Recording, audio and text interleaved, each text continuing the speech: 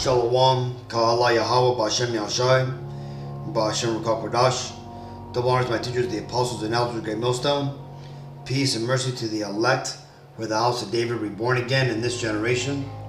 And Shalom to the 130 Yasharala, who today are known as the Negroes, Latinos, and Native Americans, who for losing our true heritage, we were known as, and still are, the true Hebrew Israelites of the Holy Bible. In today's lesson, we're going to talk about the two manner of people that came from the seed line of Isaac. But before we get into that, let's read this. This is Genesis 25 and 21.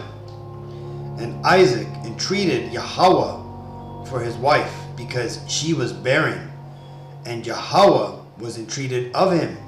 And Rebekah his wife conceived, and the children struggled together within her. And she said, If it be so, why am I thus? And she went to inquire of Yahweh.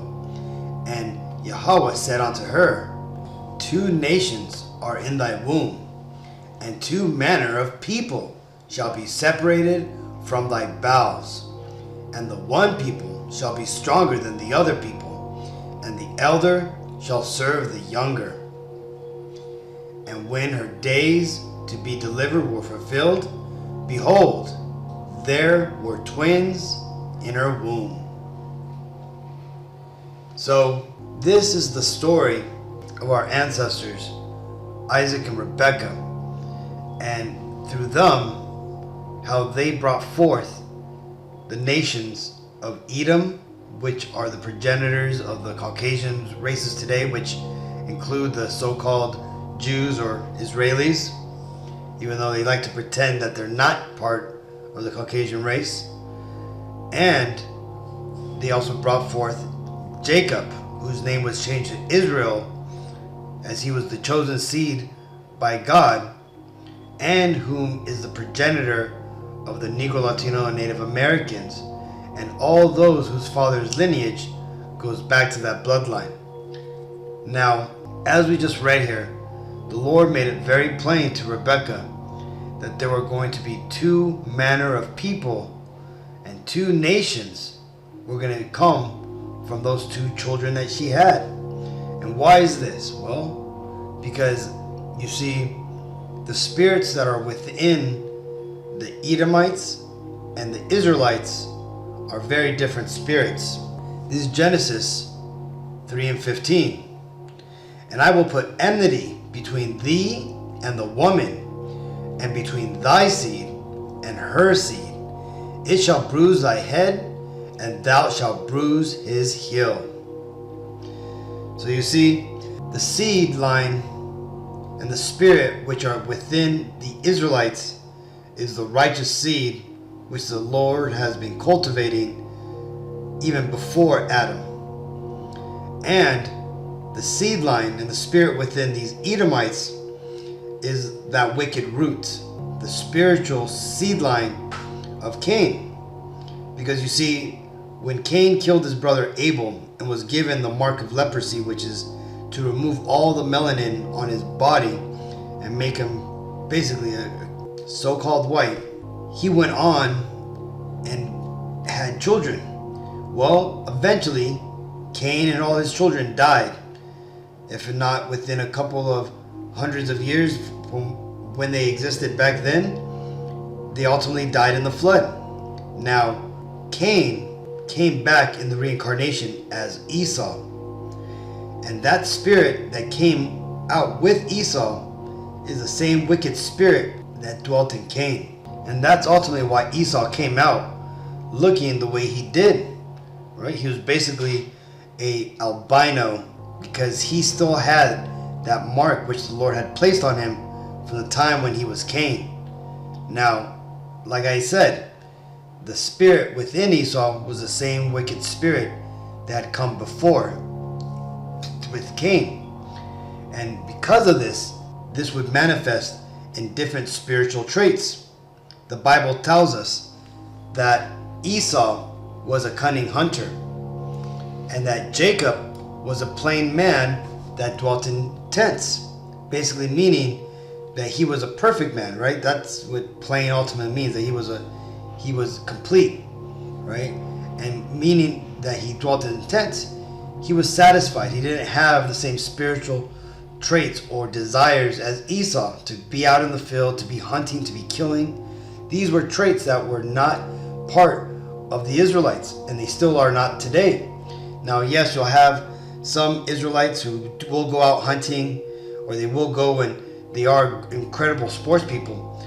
But this is by and large an exception than the rule.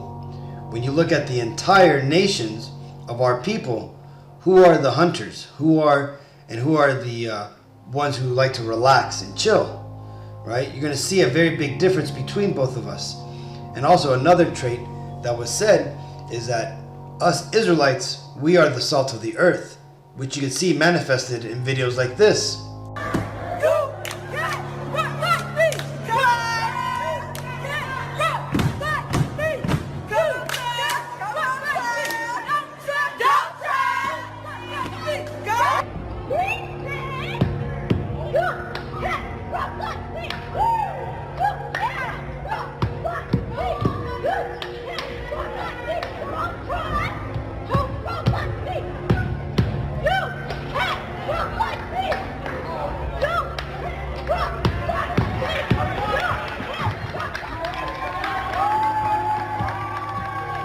So you see, same song, same routine, but totally different spirit and delivery.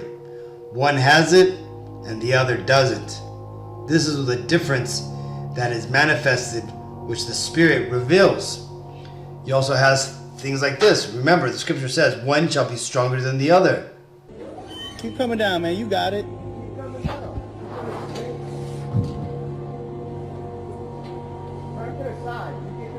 There you go. You can't be scared. Just roll with it. That's what I'm talking about. Hell yeah. So you doing good.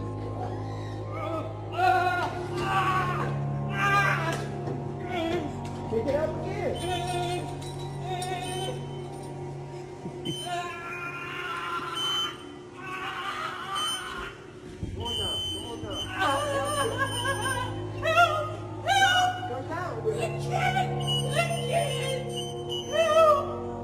Come down. Come down. Just keep coming down. Whoa. Get low. Oh, wait, I'm in the way.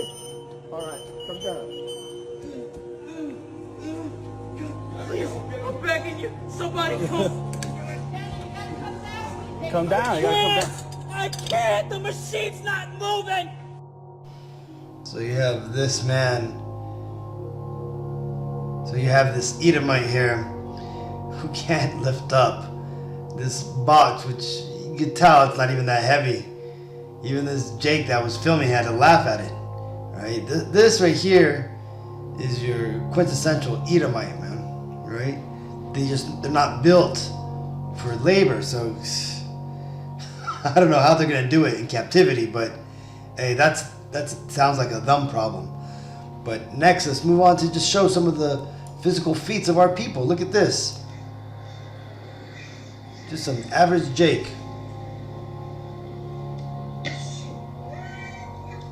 Check that out. And if that's not it, look at this. Two Jakes in their prime. Looks like they're in high school. Jumped over 3 cars. See that? This is the difference between the Edomites and the Israelites. Okay? And there's so many different examples with so many different tribes. Now the Edomites, they do have their blessings. That blessing would be weaponry, hunting, skill of war. They're also very cunning people, right? It tells you that Esau would be a very cunning hunter. When you look at the Germans, the men of Teman, their level of engineering is bar none the best on the earth, right? But then again, when you look on the side of Israel, we have different talents, right? Our talents are things that you could see easily manifested in our athletic prowess, our mental capabilities, to our ability to create, our rhythm, and so forth. Right? These are the differences between our people. Now, another thing, our spiritual leanings. And what I mean by that is that, you see, though these devils, these Edomites and powers, and when I say devils, I'm talking about the so-called Caucasian race, they pretend to be the saviors of the world, the supermen, right? The people who come and bring civilization to the savages. But it's quite the opposite. You see, these Edomites are in fact the devils, the savages of the world. And they're just cunning and able to manipulate the masses to make them believe that they are the good people, the saviors, the decent people. But when you look at the records, these Edomites are the mass murderers. They're the ones that start up the most wars. They're the ones that have destroyed the world to the highest amounts. And then when you look at the Israelites, the Negro, Latino, Native Americans, we're the ones with the capacity for love, high capacities of empathy for others and animals, right? But these Edomites, they're the ones who are out here sacrificing and torturing and killing, right? Totally different spirits. And this ultimately goes back to the law, right? Because what does this Bible say, right? This is Habakkuk 2 and 4. Behold, his soul, which is lifted up, is not upright in him, but the just shall live by his faith. So when you look at these little Edomites, even when they're kids, there's just something that isn't right about them, right? What does this caption say? So I was volunteering at a face painting as a face painter, and instead of getting a butterfly or a flower, this little girl wanted to be Satan. So you see that? And we've been seeing a lot of these videos recently, just, because it's October and Halloween's around the corner. We're seeing a bunch of these little Edomite kids loving and being all excited for little demon, goblin looking like babies, right? They're all happy with glee. See, where on the opposite side, you have little Israelite kids who are scared and they shun away at this wicked demonic spirit that's coming out now. And again, this is all because the spirit that is in these Edomites is very different than the spirit that are in the Israelites. And this again goes back to the law. It tells you this, Psalms 97 and 10. Ye that love Yahweh, Bashem Shai, hate evil. He preserveth the souls of his saints. He delivereth them out of the hand of the wicked. So you see, this is a commandment that we're to keep. That we're to hate evil and love the good. Right? This is why you have Israelites out there who tend to always, the heroes in stories, the ones who are believing the best in others, right? Giving the benefits of the doubt when, even though we're being shot down and destroyed as a people. Well, that's because within us is a righteous and good spirit that the Lord put in there. And why is that? Well, because we are that holy people. We are the chosen people of the Lord, as it says in Deuteronomy 7 and 6. And because of this, these devils in power have found it easy to overtake us and manipulate us, right? And this is another reason why the world is in the shambles that it is in now. This is why the world is on the brink of destruction, all because of the nature of these Edomites is destruction, right? That's their natural state, is to destroy. This is Proverbs 29 and 2. When the righteous are in authority, the people rejoice. But when the wicked beareth rule, the people mourn. And just look at all the mourning going around the world right now. People can't afford to live. There's massive amounts of war. People are losing their loved ones by the thousands. Even the animals and the environment upon the earth is suffering at tremendous amounts. You see, and this is because the wicked beareth rule.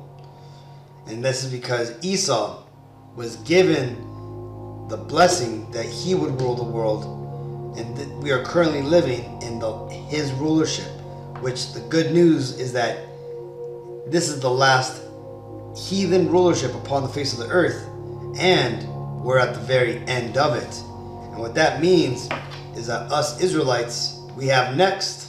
Right? This is 2nd Ezra 6 and 9. For Esau is the end of the world, and Jacob is the beginning of it that followeth. You see that?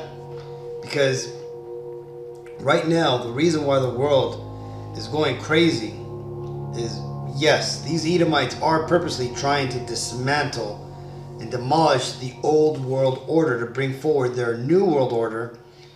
But what's happening as well is that things are getting out of control. These devils aren't going to be able to control everything.